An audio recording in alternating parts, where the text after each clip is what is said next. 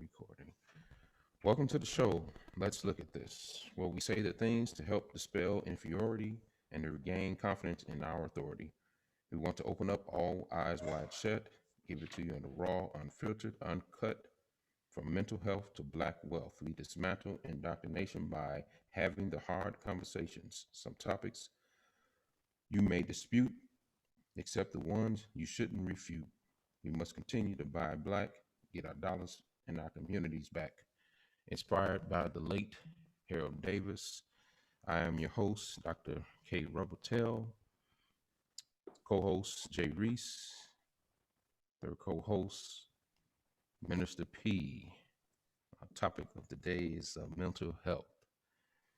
Welcome. Welcome everyone. This is Minister P, bringing you peace and reality. And co-host Jay Reese, I'd like to introduce her. I'm Jay Reese, and I'm sitting here between these two guys because I have a ability to see both sides of any argument, and so I'm here to get some solutions. All right. Let's get right in to get down to business. Minister P, give us a definition of mental health as you see it in our community today, and how you feel has a major effect on us as a people and our community as a whole. Right. First of all, this is a very, very essential topic that we're talking about, mental health, because it has ramifications all the way on every level of society. And mental health is so important, especially in the Black community, because it gives us the encouragement and the strength and the hope and the drive that we need. Whenever you hear the word health, when I hear the word health, I think of something that's robust, something that's energetic and full of strength. And so when you think about our mentality, we always want to have that in a state of mind where we can become progressive and creative and productive in our own community, because it's all about community. Okay, so it's reference to community. How will we label our community? How do we label our community now as reference to we see it? We have different terminologies as reference to community.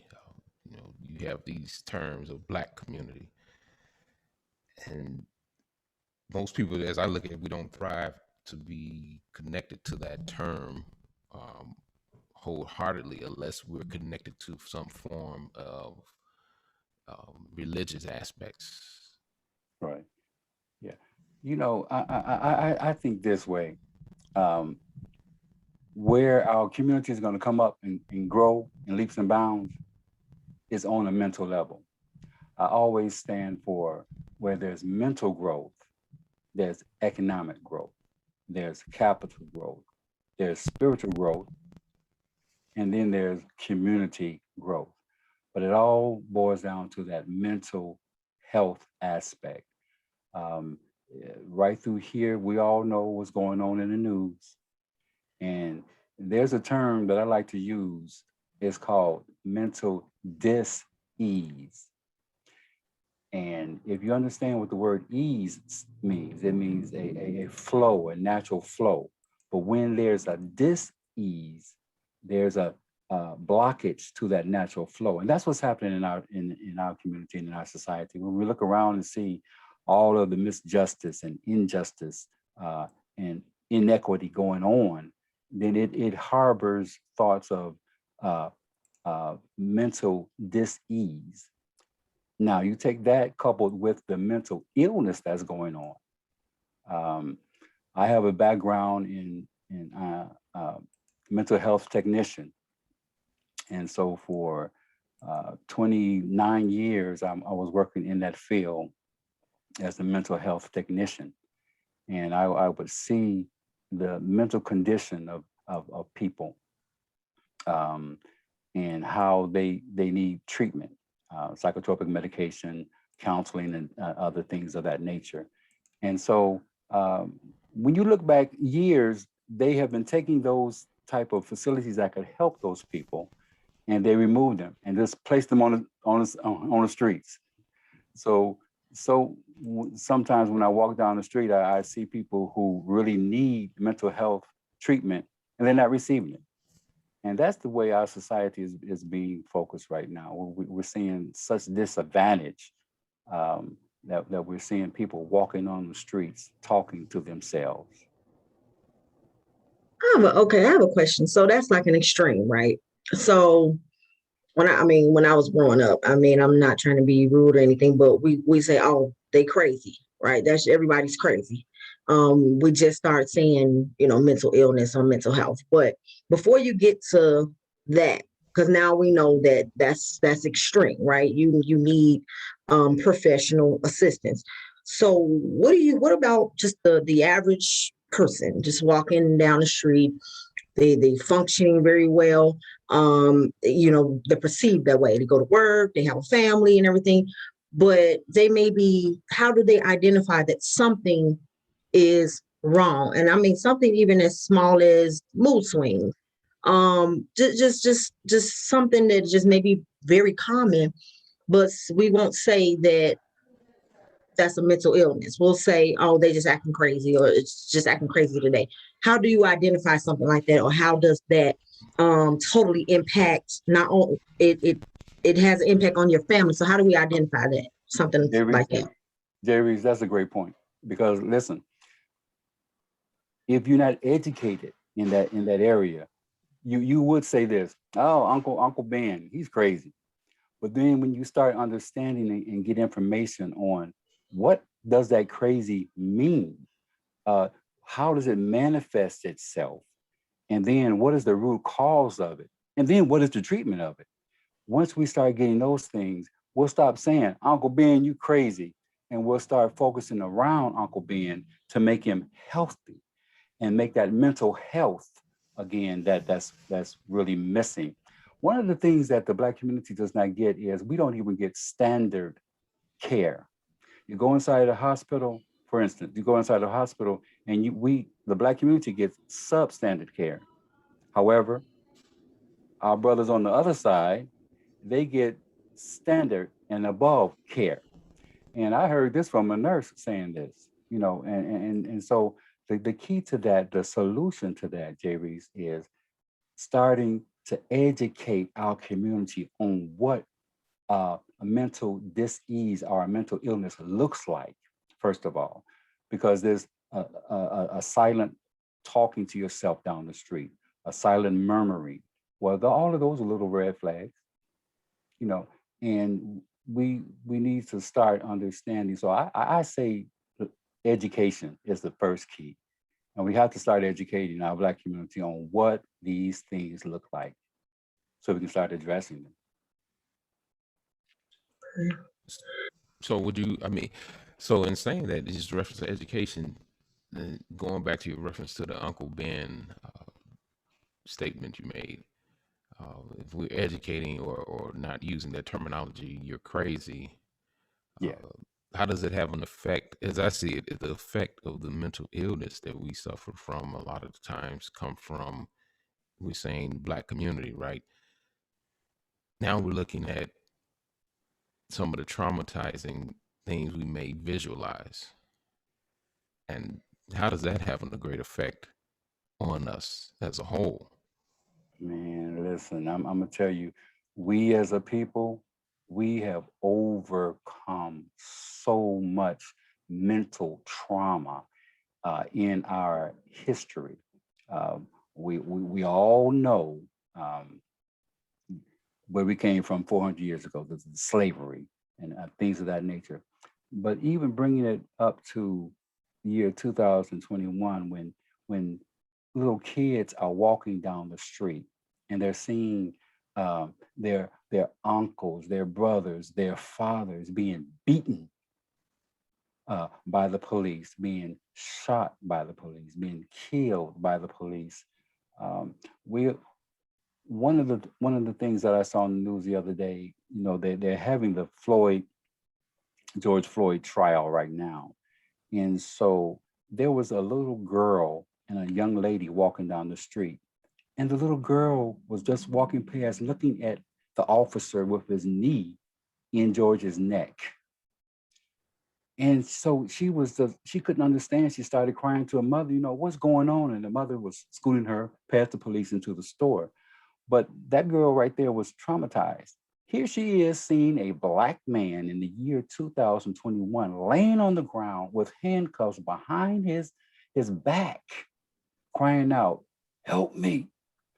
And she could not understand why those 4 officers did not help that Black man instead of kneeling on him. So we have so much trauma, and that's what our community really needs, is counseling for the trauma that even our kids are seeing nowadays. It's getting to the point where we're becoming desensitized to the violence that's going on, and when we start losing our humanity, then we're in a problem. We're in a trouble. We're in trouble then, because when we become desensitized to my brother laying out there in the street, we have a problem. Well, I don't think we already desensitized.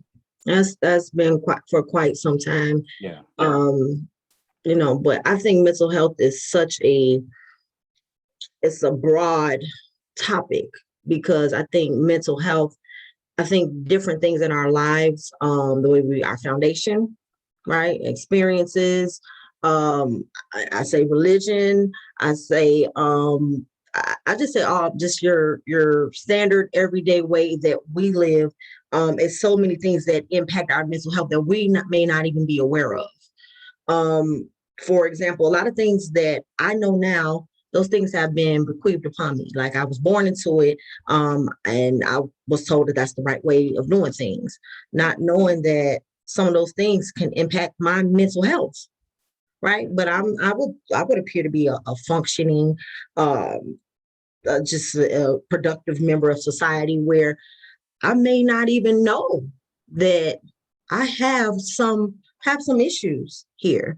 I would even say some inferiority complexes. I think that's a form of mental health issue, a mental health issue that we have. I think there's just so many different areas, and I don't even think it's something that I think it needs to be tackled in sections. I just don't know, like, where do you go? Do you just burn the whole house down and just build another one?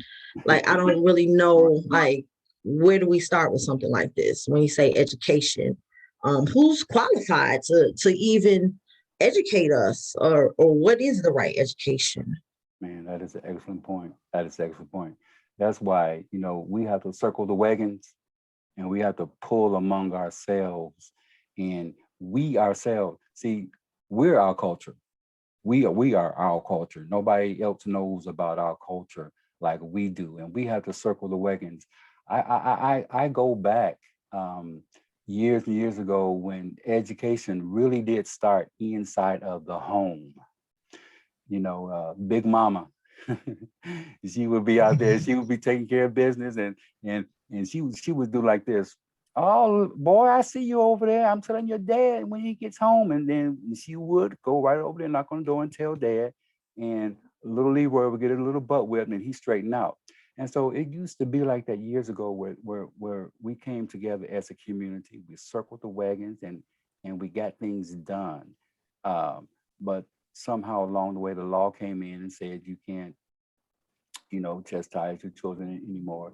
But the thing is, Jay Reese, the solution is this. It starts within that home. And who's going to educate us? Man, we really do have to educate ourselves. We know what's good. We know what's right. Now, I'm just talking about this mental health aspect on a morality point of view right now. Our morale right now. We have to come up among ourselves and say this to ourselves. Listen, boy, listen, girl, don't disrespect Black. Don't disrespect each other. Don't call each other these H's and these B's. Okay, respect yourself more. So once we start respecting ourselves through the education of ourselves, then we can start right there. We're not even talking about the academic um, education. We're talking about our own Black morality within our community, helping us love each other. See, when I see you and I can respect you and you see me and respect me, then that starts it right there. So yeah, I mean, we make ourselves suffer from, like you brought up a good point. We have inferiority complexes. We really do. We really do. But how was that formed? Well, it was formed from saying these phrases like this: "You'll never be nothing. Your daddy wasn't nothing. His daddy wasn't nothing." And guess what the son's going to be? Nothing. So, You say it so, to the so, girls: "You can so never as make right. So, yourself." so as you lead into that, then how has that had an effect on the process of where we have to tell our women, we raise our women to be this, go into this independent mindset, and then let society drive our women into this independent complex of like, hey, you have to do this on your own, or she got to learn to be independent. And then this reference to the male, there is no point of they just throw you to the wolves. There is no point of trying of independent education process as I see it. So how do you think that has an effect on us in that area, especially our women? If you look at our women seem to be um, getting into this women's movement to believe that, hey, it's my time, and Yeah. and when I look at it, it seems to have driven us apart as a community. We see a few things amongst ourselves and say, well, that's not happening to me because I have my significant other, but then when we look out here on a greater scale, we don't see that cohesiveness in the family as a family structure. That man, that's the tear down. That's the breakdown of the family, man. It really is. But I will say this, and Jay Reese can speak more because she is a strong, independent Black woman. But um, one of the things that we have to do is recognize each other's value. Men or kings have to recognize the women or queens, their value inside of the family structure. Uh, for so long, the system, and we know what I mean by the system, has tried to always divide the Black man, come on now, and the Black woman, and try to tell the woman, well, you don't need the Black man. You can do this on your own. And if you need our help, we can help you. Well, that's not how the family structure goes. Don't give me that. See, so they try to divide and conquer. But uh, I applaud a assertive woman. I applaud an assertive woman. But society and the system has tried to make our Black women aggressive, not assertive. There's a difference. When you're aggressive, then you lose all value for anything else except your drive in life. But when you're assertive, you're inclusive of that family unit, and you try to bring about cohesiveness for that family and what's best for that family. And that's what the system has always tried to divide. Well, when you said Jay Reese is a strong, independent Black woman. Now, ideally, I know you meant well by that, right? But you know what happens? I think, like Dr. K always say, master of words, right? You got to be a master of words. When I hear strong and I hear independent, I feel like I'm left to do this by myself, or I'm separate from my man. I don't really want to be strong, to be honest with you. I'd rather not be. I'd rather leave that to, because traditionally I like Black men, right? So I'd leave that for him to be strong, and we don't have to be independent. I can be an individual, because I'm an individual, and then two individuals come together and create whatever it is that they perceive to be successful.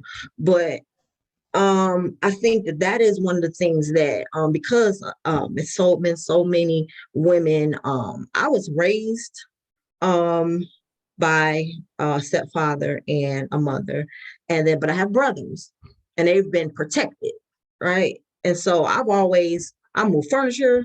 I'm doing things that are perceived to be done by a man, and that caused me to be a little bit more aggressive than I'd like to be. And it also causes you to lose your femininity, which is required if you want to be in a healthy relationship with a man, right? Because a man you should have some masculinity and femininity in any person because it's balanced, right? But I don't want to have a surplus of masculinity. I like to have a surplus of femininity, but it's always been I'm strong, I'm independent, you can do this by yourself. And guess what? That goes in your mind, and you get further and further away from your man. And I also think that that causes mental health problems. And I don't think we should be told that we're strong and independent, because I don't believe that that's healthy. Yeah. Well, that's a good point that you brought up. I like that, and that's the difference between being aggressive and assertive. So we know that assertiveness means that you're going to get the job done, and you don't need anybody around you to get that job done. And our job as assertiveness in the Black community is to work together as a unit. When you're aggressive, you're out for yourself. You're out to get it, no matter what. I don't need you. That's aggressive. And so we need that assertiveness in our women. And you brought up a very good point. Keep that femininity. Men, keep your masculinity. That's what the problem is today, right now. We have lost so much. Men are acting like women, and women acting like men. And that has to stop. There was clear signs when I was coming up, clear division. You're a man, you're a woman. There's no crossing in between. I believe that's a sign of mental illness too, right there. When you start not understanding who you are, and you taking on feminine, you're a man. Oh, you're revving it up now. Come on now. So you're a man, you taking on feminine qualities, and then you're a female, you taking on male qualities. No, that has to cease and desist right now. And so we have to go back to the old standards of who we are. I'm the man, you're the woman. But we all need to be assertive in our ascension to bringing unity to the household. And that's where the system has tried to divide us. So Paul, Minister Speed, wouldn't you say that having that assertiveness, to me, that leads to what I having discussion before about this gag order. We're saying these things amongst ourselves, but society, are we on a platform saying no, this is male and this is female, and in the sight of what we see ourselves as, that's who we are. We don't say, well, no, we're gonna go over here and get on this platform or something different, so I can be so somebody can notice me. Here's to me is there's another aspect of mental illness, being gagged, and somebody telling you, no, you can't say that, and you can't say this, and then you got to tiptoe on eggshells just to get the right term, on the job or in the public, and without offending somebody. That can drive somebody to a point of insanity. You're right, man. Mm-hmm. Because intention is thrown out the window. Intention, like people have thrown that out the window. Like, oh, you said this, but it's like, what intention do you think I had? You know what I mean? Yeah, that's a good point. That's a good point. We look over that, your intention, what you meant. We look over that. But what we don't want to do, and that was a good point that you brought up about this gag. What we don't want to do is lose our voice. See, they want to take our voice from us and make us speak their language, their side of things.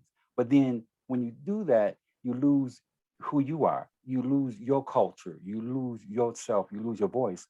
And so we must stand up and be the voice that, as we see it, in the Black community, we see certain things a certain way. Why? Because that's the reality. That's the reality of things in our community. And so when they tell us to don't see it that way, uh, say it this way, well then you're pulling from us. You're taking something from me. And the more you take from me, I lose myself. The more you take from the Black community, we lose our individuality, and and we become submergent now into the other different cultures. And that's the problem. That's the problem that we must stand against. Hmm. Is it a thin line between that and being maybe being adaptable? If you want to be adaptable to if I'm in a room full of whoever, right? I want to make sure that I'm not offensive to them. I mean, I may feel a certain way that's completely opposite of their thoughts, right, in this room. But if I'm in this room, I don't necessarily have to agree, but I want to be adaptable to the point to where I'm not offensive to anyone, even if it says that I don't care to comment about that right now, even if that's my answer. Hmm. Yeah, yeah, and I'm definitely feeling that. But you got to know who I am. But listen, you'll never know who I am and what Okay. I stand for. And when I'm saying who I am, I'm talking about the Black community. You'll never know what we stand for if we never say it. Okay. And we don't have to be offensive about it. You're absolutely right. Look, sometimes y'all remember this one? Silence is golden. You don't Uh-huh. have something good to say about somebody and you shut your mouth. You remember that? Yeah. Right, So right. yeah, so that's good. But we have to identify ourselves, who we are, what our voice is, because if not, we'll get overwritten, and somebody will say, "Well, I didn't know they stood for that. I didn't know that could hurt their feelings. I thought they liked that. No, you're going to always understand uh, where we're coming from because we're going to voice it. And so much more in times like this now, we really have to voice what we are about as a people, because if not, we will get trampled over. History is starting to repeat itself over and over. We look at these voter rights, Jim Crow laws trying to come back. Is voter repression? Where is it located at? In the Black community. So we must stand up now and let our voice be heard even more. We have to identify ourselves. Who are we? I don't think we at one time there was a goal, right? I wasn't born yet, but in the 60s there was a goal, right? Everybody's like, okay, well, we dealing with this oppression, we're dealing with all these things, and we just want to be treated fairly, or that was the goal, right? And everybody wasn't on board, naturally, because everybody's not gonna. Some people are gonna be more out in the front. Some people gonna maybe watch, but I think ideally everybody probably had about the same goal in our community. Now, what is our goal? Who are we? What are we standing together for? I mean, it's so much division. Everybody has their own individual goals. Mm. Who are Yeah, we? Jerry, man, you hit it. You hit it right there. And Dr. K and myself were talking about this one time. Um, we have to find our identity all over again. We have to identify what the struggle is, where we're going to go, and how to get there. And you're right. We have lost our identity. Now the solution is to get it back. The answer is how. Where we have to form among ourselves. We have to understand. Listen, if we don't do it, nobody else is. And so, where does it start? It starts in our homes. It starts in Dr. K churches. It's okay. Yeah, I know. we Look at it now. But listen, so it starts in places like this that culturally have been Black of places, places of worship, things of that nature. We have to find our voice all over again, and we speak the same language. And once we start doing that, we'll become that strong, driven group of people that can make things happen. Uh, I grew up I was born in 1958, so I grew up in the 60s and the 70s and things of that nature. One of the things that during the civil rights movement, things did get a little better. Then somehow it broke down, and we're at where we're at right now. Uh, uh, Jim Crow laws starting to come back over again, voter repression starting to come back over again, uh, uh, lateral lynching is starting to happen all over again. So these things are starting to come. Why? Because we let our guards down and we stopped the fighting. We stopped the fighting. We thought things were good enough. Listen, remember back in slavery, we were called 3/5 of a man. So we started growing. We became 3/5, 4/5. We let our guards down. No, I want, you treat me as a whole man. That's it. And so we must get back on that fight. We must get back on that struggle. I am a man. Yeah, know, you see, I bring this I up like that. and bring this Yes, to the sir. point I like that. forefront. To me, as I look at this image, and as this image is so, sometimes it's kind of overlooked. You know, we say in words that I am a man, but as I sat in on a previous session a couple of years ago, talking about mental health with amongst Black males, I brought this up, and the males in the room, it was like somebody took the air out of the room. They were gasped and couldn't really respond, because they, in their mind, we take on this, oh, okay, I got a house and car and a job, and I had my children, and I was moved forward into this just middle age or to elderly age. And have we really understood the aspect of becoming a man and how to become the man? As reference to what I hear and what we say on a day-to-day basis as far as words, um, we used to say back in the day, Paul, you familiar with this statement? Yeah, he come the man, right? And so who was the man?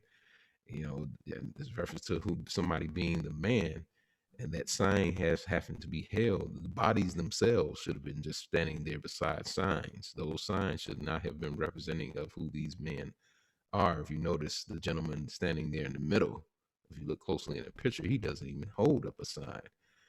So, whether reference to if he maybe didn't have one, but I mean, just to be out front like that, in his mind, he may have said, well, why would I need a sign? They say about a picture painting 1,000 words. That paints 1,000 words as reference to somebody having to display that. We shouldn't have to display anything to that nature as reference to us being in this society, even as reference to our women, having to prove that they were a woman. With those mindsets, or with those thoughts having to cross your mind, that brings on more anxiety in the frame of the mind, as reference to, hey, I have to prove myself to somebody in this society that I am this.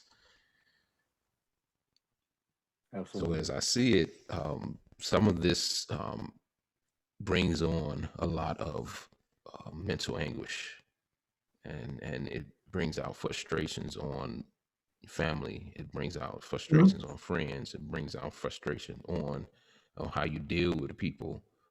It brings out frustrations on everything. And then we, as you brought up, Paul, before, as far as the church, this is just as my opinion.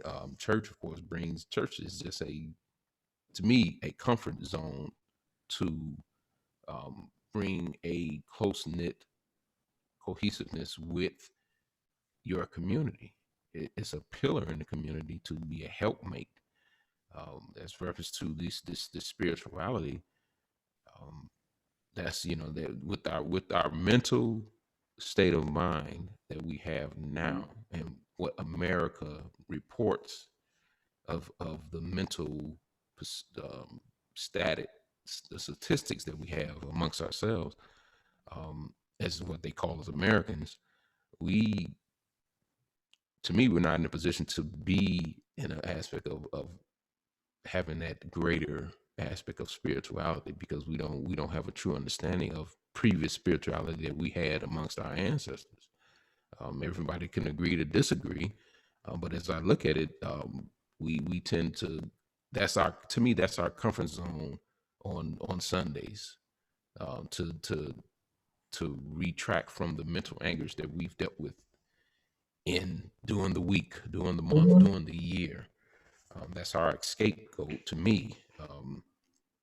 And it may mean something different to somebody else. And again, I don't disenfranchise anybody from what their thoughts are, and I don't try to impose on my thinking on anybody else. But when we look at this process, we still have to look at our mental state.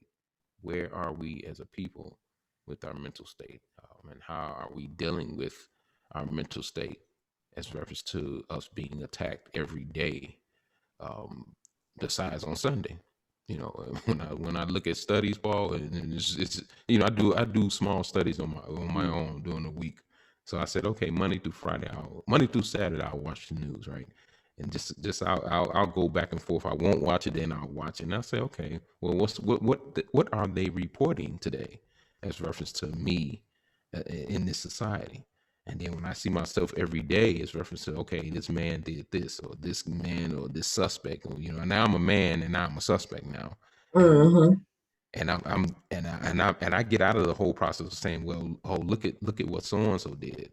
I can't look at what so and so did, because that's a part of me. That's a part of my community. And then somebody else is reporting on what's going on in my community, besides of the reporting of that I need to be doing. So now they're putting a stigma on me as reference to how I may act one day if I'm put in a situation that may not seem right. Well, I'm gonna say this because I understand what you're saying, Hmm. and you're absolutely correct. But when you look at this, when we look at this picture right here, I mean that just says volumes.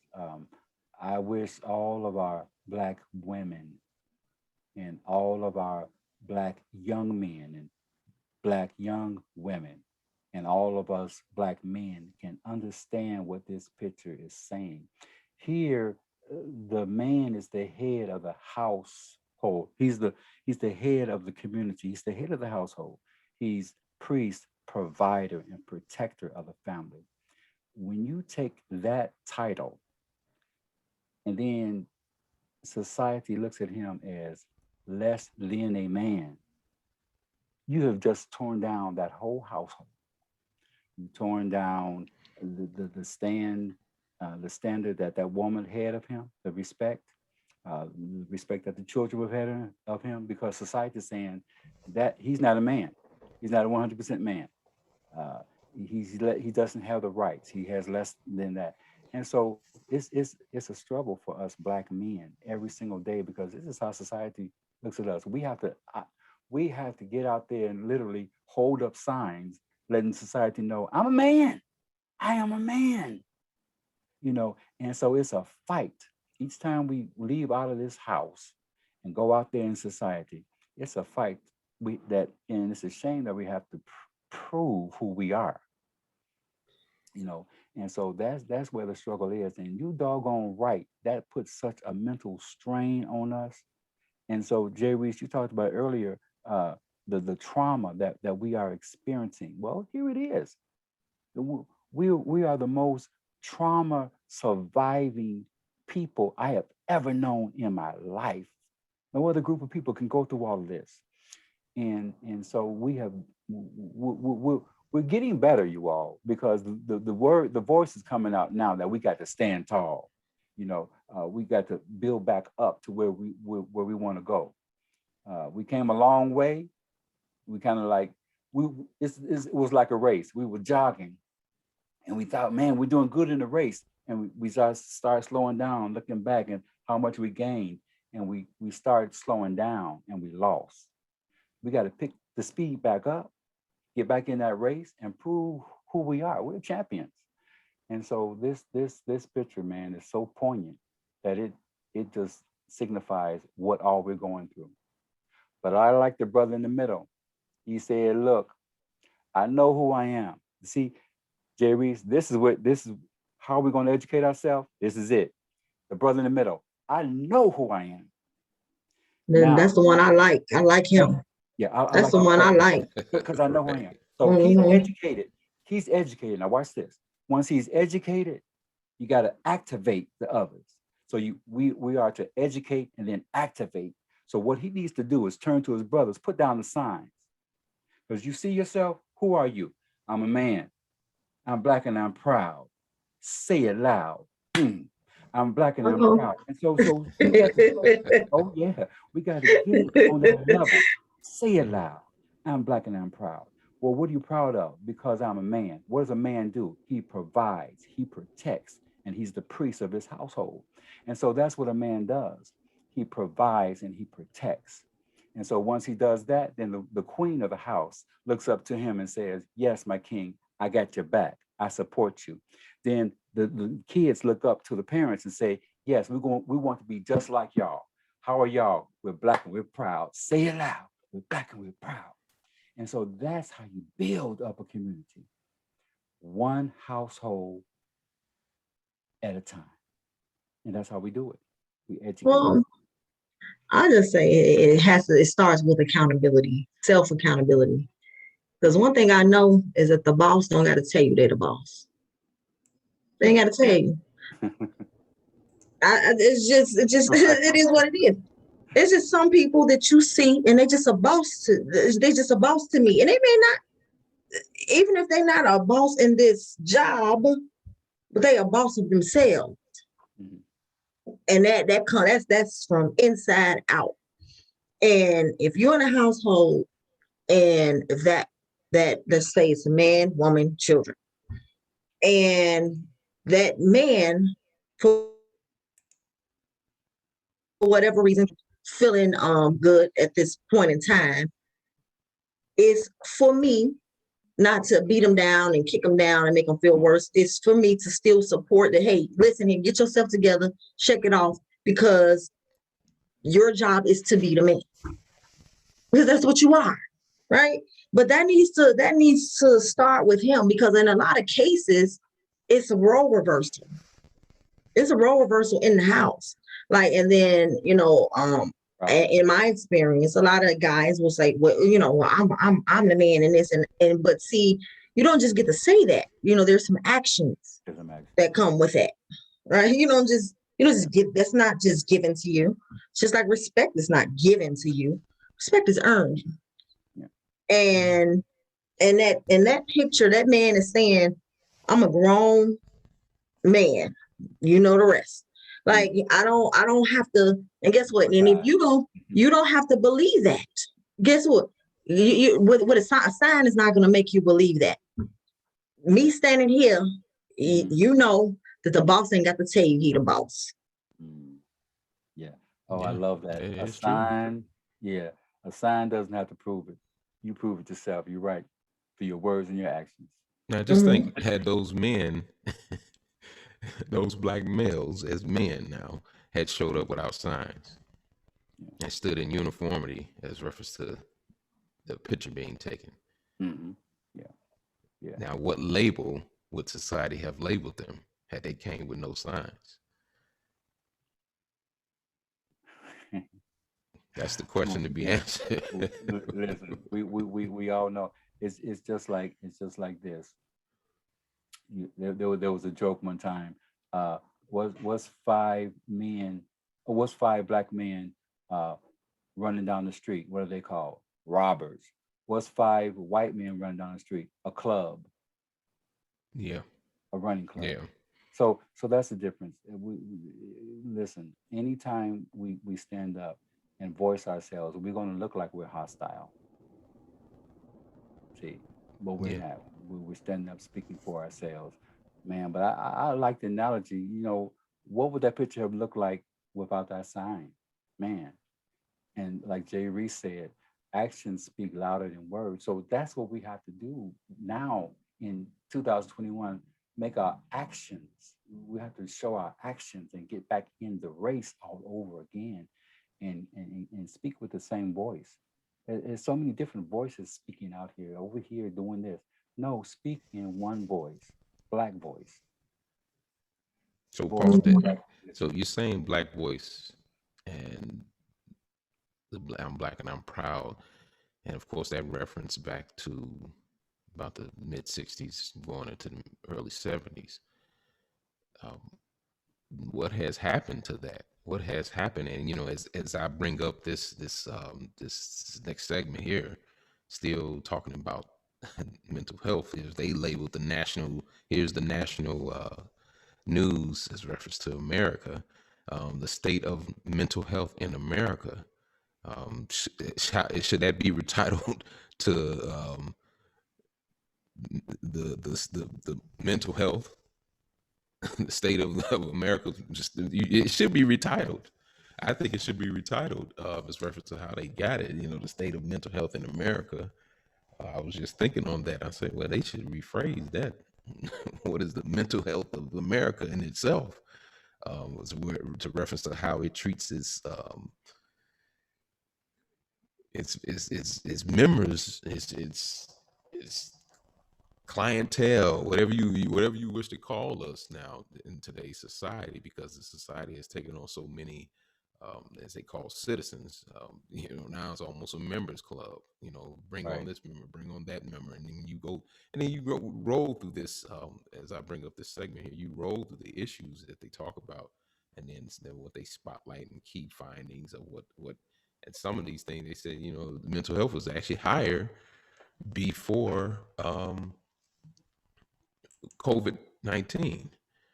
So looking at these processes is something to read some of these statistics and kind of And go through. it's really something, especially when we look at the youth mental health and what our youth are going through. Listen, man, suicide among our youth has increased. Suicide. These kids are taking their lives. Why? Because they feel helpless and hopeless. They don't think that there is going to be a better tomorrow. And that's where society has failed these young children, not letting them understand there is a better tomorrow. Tomorrow is always going to get better. When you open up your eyes, it's going to get better. But suicide is on the rise, and depression, and we have to understand why, what is causing this, and um, the leaders of society, they're not addressing these things. They're not addressing these issues. Uh, it's just a shame. Yeah, it's between chicken nuggets and the cell phones is making these kids crazy. No, just kidding.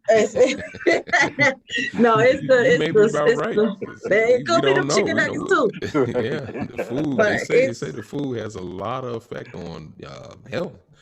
Yeah, How much effect does it have on mental health? You think about yeah. it, food in uh, itself. The health is one yeah, thing, but then we talking about health as a whole. What is the strain on your health? Is reference to food. How much health is it taking on you? Is it doing something to your Well, mind? you're as healthy as what you intake. Yeah. And that's on every level.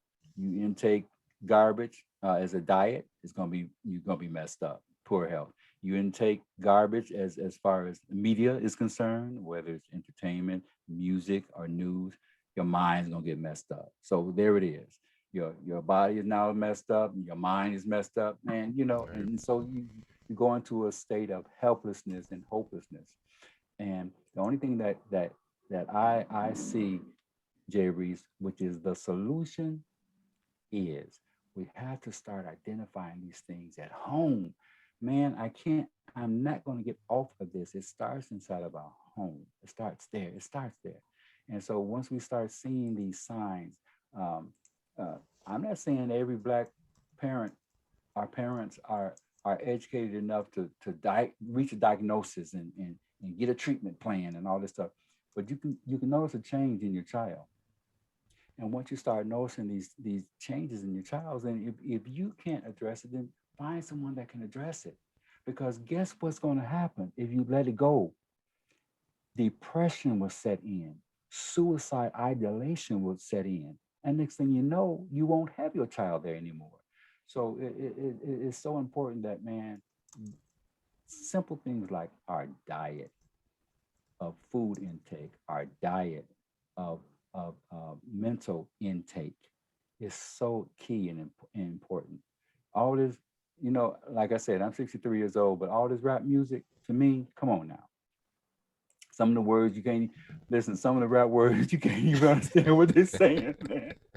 It's like, and next thing you know, you out there acting all like this, and next thing you know, you run in front of a car, running in the street, acting crazy, fighting people and all this stuff, biting them.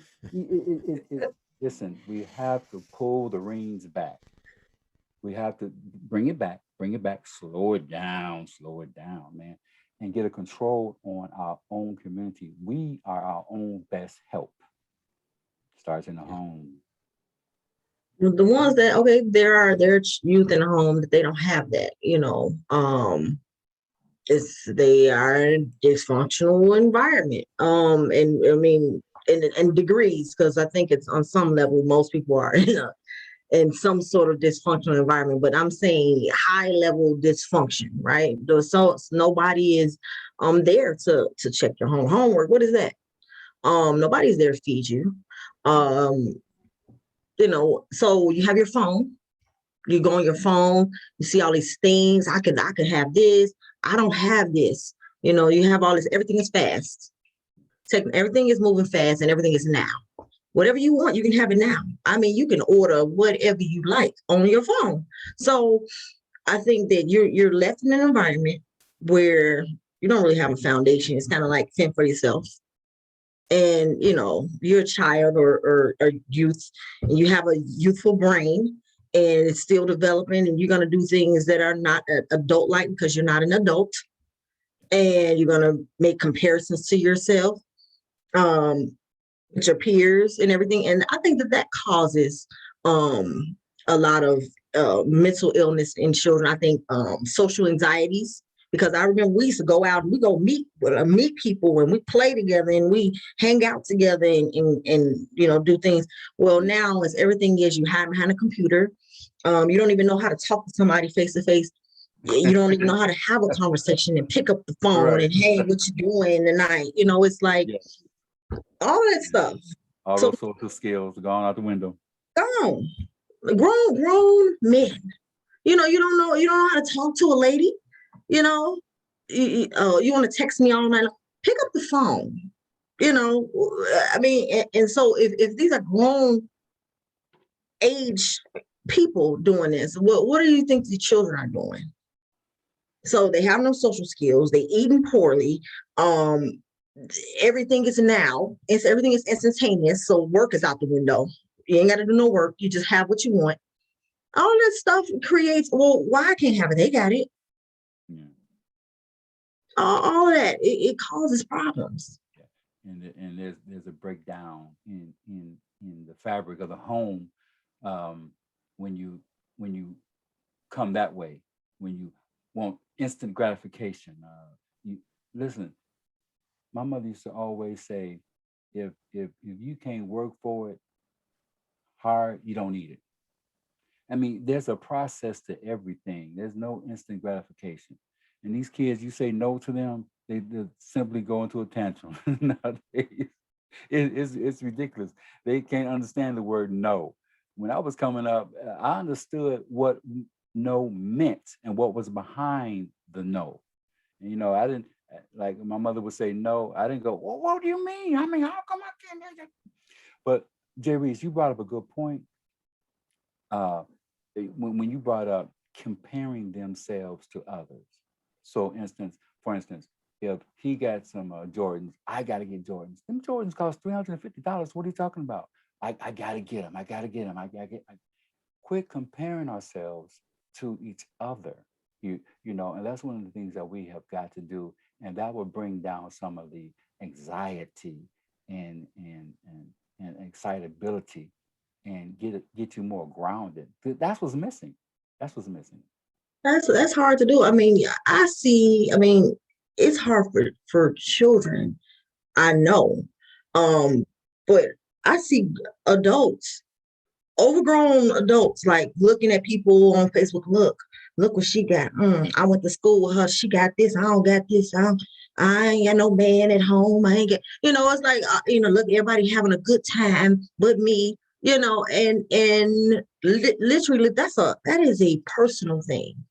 Nobody can do that for you, because guess what? America is going to be what it is. America is going to always keep making more technology, and because of consumerism, right? That's really what it all is. They're going to show you things that you can have, so you can desire these things and then do whatever you're going to do to get it, because in your mind, they make you think that this is what you're supposed to have. So this is really more so like a self thing. You have to say, okay, you know what? I'm gonna leave this social media alone for a little while. I'm getting a little ridiculous. I'm gonna be grateful for what I have, because I could not have that.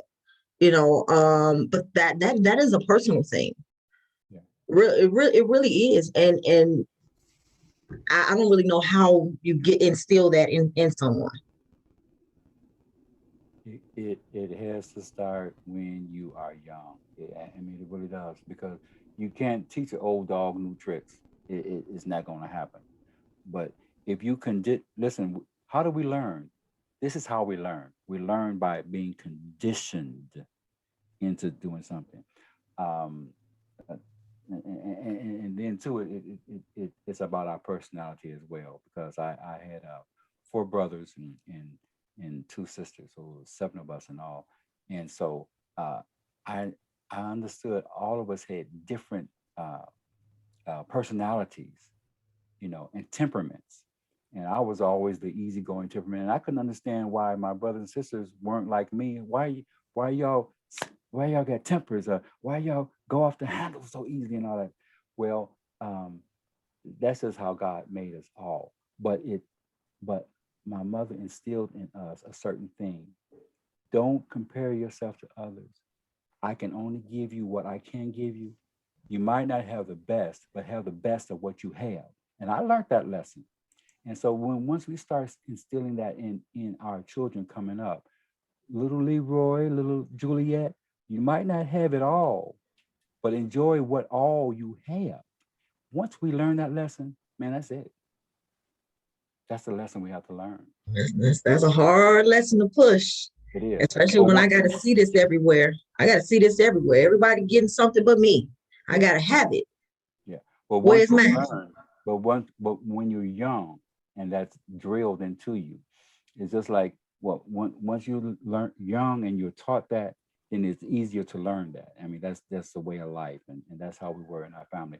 Remember, when you go to the army, when you're 18 and back in the day, you were 18, you were drafted into the army. And so what they had to do in the army was they had to get society out of you and put the army inside of you. So they broke you down and gave you a different mindset. And now you got an army mindset.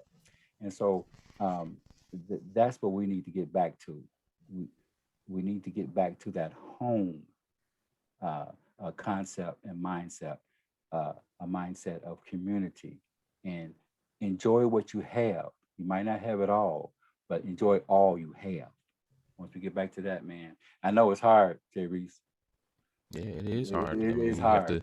we have to almost tear down the structure of what they call home and rebuild, because we don't have a true sense of what home is like. Um, the only thing that I see in this pandemic now is that, as you see on show posted on the shared screen, um, keep your distance. This whole social distancing thing has driven people back into the home. So it has given us, to me, that is um, a mark of a victory to me, because now it's giving you the chance to be more at home, more Yes. wrapped up with Yeah. loved ones Yeah. at home, and to revamp your relationships, revamp any time missed out or spent with people at home. But then the negative, of course, is society. It pushes you. At least some of us has pushed us on how to relate to society and get wrapped up in what we was once called community. Right. Because and as we see it, we really don't have communities. We call them communities, but we far fetch of a community. What we have is neighborhoods. So, as reference to community being on the inside, that would, to me, what is where the community starts, on the inside.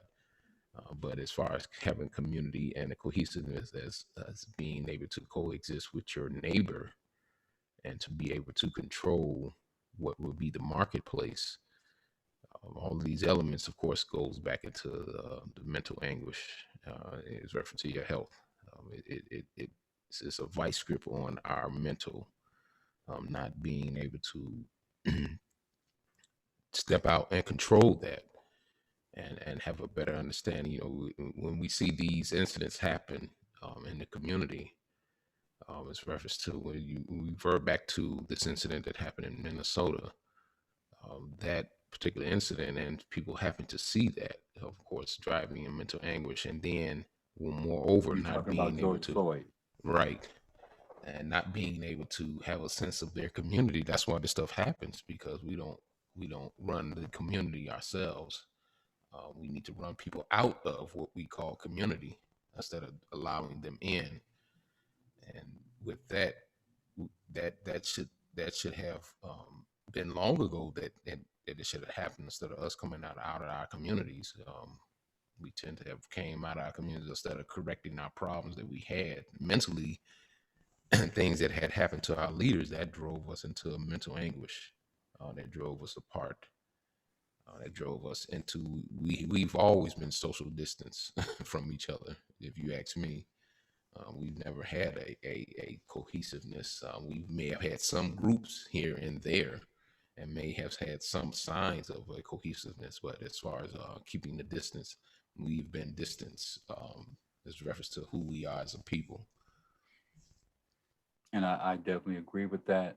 But it's time now to change that narrative. And the only way that we can find a solution and change that narrative is through education. And the education starts in the home. Man, you brought up a good point. Right through here, with this pandemic, we're home more. What better time to start the dialogue, uh, and the talking about issues that are really facing us as a Black people, on every level. And so it's all about the education right now. How do you treat mental illness? People want to say, well, go out there to the pharmaceutical and do this and do that. Well, here's a treatment that we all need to do first is through education. We can educate ourselves. Number one, to me, that's the first treatment of a mental illness or mental dis-ease, is to educate. Because when you increase knowledge, you increase courage and confidence. And when you increase courage and confidence, guess what? You increase hope. And when you increase hope, you increase inspiration. And when you increase inspiration, you can aspire to the highest goal of your highest self that you want to. And so it goes right there in those steps and those measures. It starts with education. It starts with that knowledge, which increases confidence and courage, which increases inspiration, which increases aspiration. And next thing you know, we're rising to the top. And it's going to be a slow process, but thank God for this forum that and this voice that you have uh, given Dr. K. Or we are sowers of seed, and we don't know where the crop is going to grow up, but we have sown the seed, and you can best believe there will be a crop. that's going to grow up. There's going to be a harvest, and the harvest is going to be plenteous once these seeds start getting down inside. But the seed had to be sown, and that's what has been missing for the longest. The seeds have stopped being sown, and so thank goodness that there's forums like this that you have, and good knowledgeable people like Jay Reese and you, Dr. K, who are verbal and have a voice and will get it out there and watch a change occur. I'm hopeful. I'm happy. Yeah, it's definitely hoping to something to be happy for, is reference to getting to that point of solution and getting to that point of what they call change. Yeah. Making a change is definitely where we need to be heading, and correcting all our issues that we have as reference to our topic for today in mental health. We have definitely been pleased to be on this platform. Yeah. We will resolve some of our technical difficulties as we move forward. I thank my two co-hosts, the lovely Jay Reese, and as always, Minister P. Thank you both for being on the show Bringing today. peace and reality. Yes, peace and reality. As we say again, as we help dispel inferiority and regain confidence in our authority. This is Let's Look at This, and that's it for us. We'll see you next time on the show. Thank you. All right. Thank you. Peace out.